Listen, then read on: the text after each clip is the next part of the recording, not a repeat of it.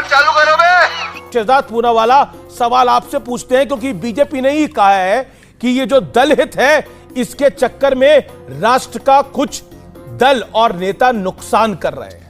सबसे पहले अमीश जी, मैं आपका धन्यवाद देना चाहता हूं, आपने मुझे इस पैनल पर बुलाया। और आपको पता है कारगिल विजय दिवस का आज 25वां साल है जी। 2004 में जब यूपीए की सरकार आई तो कारगिल विजय दिवस को मनाने का कार्यक्रम बंद हो गया 2009 तक। अच्छा। और जब पूछा गया उनके सांसदों से कि कारगिल विजय दिवस क्यों नहीं मनाया जा रहा, इनके लिए हम लोग मनाते हैं, जो हमारे वीर हैं उनको श्रद्धांजलि देते हैं, आज प्रधानमंत्री भी वही हैं, तो कहा गया कारगिल युद्ध ये देश का युद्ध नहीं था, ये एनडीए का युद्ध था।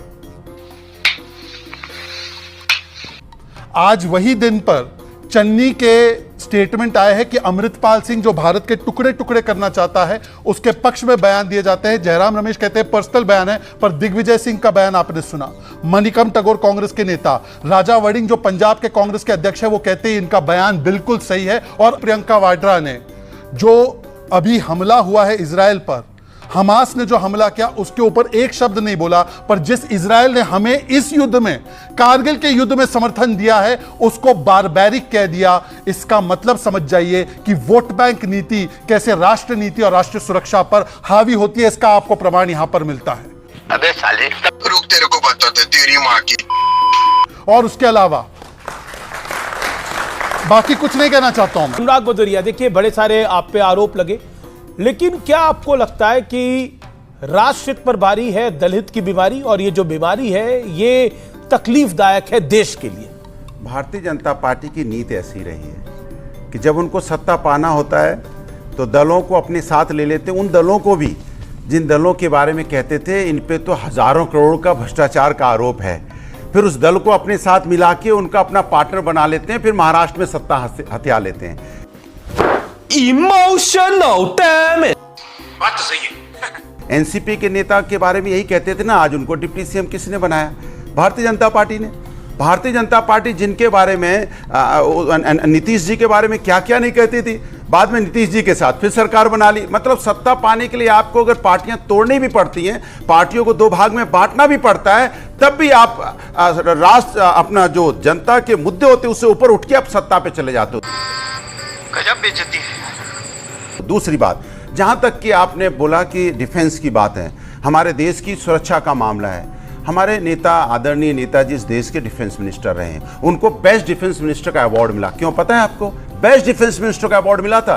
पहले ऐसे देश के रक्षा मंत्री थे जो सियाचिन गए थे, पहले ऐसे देश के रक्षा मंत्री थे जिसने किलोमीटर तक अपने चाइना को ढकेल दिया था। ये हुई ना बात। पहले ऐसे रक्षा मंत्री थे जिन्होंने पहले हमारे आदरणीय जनरल साहब यहां खड़े बताएंगे, पहले जब हमारे यहां शहीद होता था हमारी सेना में कोई, तो उसका अंतिम संस्कार इनके साथी आर्मी के लोग करते थे, बाद में टोपी उनके घर भेजी जाती थी। सही है गलत आप हमें करेक्ट कर दीजिएगा। लेकिन रक्षा मंत्री हमारे आदरणीय नेताजी ने कहा नहीं ऐसा नहीं होगा, कानून बदला। उन्होंने कहा कोई भी अगर शहीद होगा उसके घर ये जी ब्यूरोक्रेट जो है एसपी डीएम होता है उसको लेके पार्थिव शरीर उनके घर जाएगा। ये हमारे आदरणीय नेताजी ने किया था। ये हम रक्षा का ये हम लोग हैं जो आर्मी का सम्मान करते हैं, क्योंकि मेरे फादर खुद आर्मी में रहे, इसलिए मैं आर्मी का मुझसे ज्यादा कोई नहीं जानता हूं। आदरणीय हमारे जनरल साहब खड़े, उनसे भी ज्यादा आर्मी के बारे में कोई नहीं जानेगा। यही नहीं, अभी और सुनिए। सवाल यह है कि आर्मी पे राजनीति नहीं होनी चाहिए। आर्मी एक हमारे देश का इतना बड़ा, पर अग्निवीर पर तो राजनीति विपक्ष ने करनी शुरू करी। अग्निवीर पर राजनीति तो विपक्ष ने करनी शुरू करी कि नहीं करी? अरे कौन भौंक रहा है ये बदतमीज? बिल्कुल। Point number 1। पॉइंट नंबर 2, आपने बोला कि हम बहुत सम्मान करते हैं, लेकिन याकूब मेमन का कौन सा सम्मान, कौन सम्मान कर रहा था? सुन लीजिए। अबू आसिफ आजमी ने बोला कि इसको बेल मिल जाती। जिस व्यक्ति को फांसी हुई है उसको बेल दिलवाकर क्या हासिल करना चाहते थे? मैं बोल लूं ना, आपने पहला अग्निवीर बोला जी। आप चाहते हैं देश का युवा, उसको आप 4 साल की नौकरी देना चाहते हैं। एक लोकसभा का सदस्य 5 साल के चुना जाएगा, चाहे उम्र उसकी कुछ भी हो। अगर राज्यसभा का तो 6 साल के लिए चुना जाएगा, लेकिन युवा 18 साल उसको 4 साल की नौकरी देंगे। आप क्यों देंगे भाई 4 साल की नौकरी? किस बात की 4 साल की नौकरी देंगे? नौकरी भी देंगे तो उसमें क्या आप उनको पेंशन देंगे? नहीं दे रहे हैं आप। क्या उनको कैंटीन की फैसिलिटी मिलेगी? नहीं मिलेगी। तो आप चाहते क्या उससे? उसको नौकरी क्यों नहीं उसकी देना चाहते? उसको नौकरी ज्यादा से ज्यादा की क्यों नहीं होनी चाहिए? परमानेंट नौकरी क्यों नहीं होनी चाहिए? क्या उसने गुनाह किया है कि युवा है इसलिए उसको 4 साल की नौकरी देंगे? ये हमारी मांग है कि नौकरी का बड़ा पॉइंट बोल रहे हो। और अभी तो रुको, क्लाइमैक्स अभी बाकी है। बहुत इन्होंने चाइना पे चिल्लाया, इतना चिल्लाया, टिकटॉक बैन करेंगे ये। लेकिन अभी इकोनॉमिक सर्वे में उसके बाद इन्होंने कहा है कि चाइना का मैन्युफैक्चरिंग जो है इंडस्ट्री यहाँ पर इन्वेस्ट कर सकती है। बताइए, अभी तक टिकटॉक बैन कर रहे थे और जब देश का हालत एकदम खस्ता कर दिया तो चाइना से ये इन्वेस्टमेंट मांग रहे हैं, FDI मांग रहे हैं। इनको इस बात का शर्म नहीं आती। खैर, शर्म करो शर्म। लेकिन मैं इस बात पर आना चाह रही हूँ, जब हम अग्निवीर पर बात करते हैं, अग्निपथ पर बात करते हैं, तो 3 पार्टीज इन्वॉल्व होती। पार्टीज मतलब पॉलिटिकल पार्टी नहीं, पहला जो जिनको रिक्रूट करना है, दूसरा जो आर्मी है और तीसरा जो गवर्नमेंट है। इसमें ना आर्मी खुश है और जिसको ना रिक्रूट होना है, जो स्टूडेंट है ना वो खुश है। बस कौन खुश है? मोदी जी खुश है।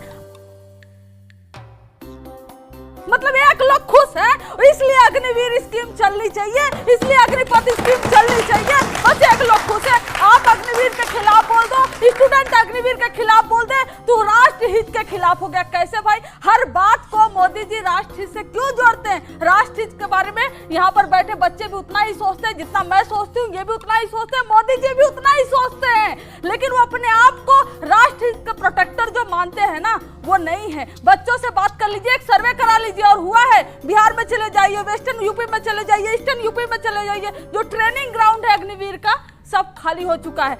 इतना छोटा पहले कभी नहीं हुआ होगा। तुम चुल्लू पर पानी में जाके डूब के आ जाओ। और आपने एक बात सही कही कि आप नौकरी की तरह नहीं मानते हैं अग्निवीर स्कीम को। हम भी नहीं मानते हैं नौकरी की तरह, क्योंकि उसमें जज्बे से जाते हैं। लेकिन जब जज्बे से जाते हैं तो ये एक्सपेक्ट करते हैं कि उनकी फैमिली के सिक्योरिटी हो, उनकी फैमिली को पेंशन मिले, उनकी परिस्थिति में उनके बच्चे को पेंशन मिले, उनके माता पिता का ख्याल रखा जाए। इस सब को पूरी तरह से इन्होंने हटा दिया है। लवणे न भोजम। ये शर्म नहीं आता है? ये 13 वजह से मेरा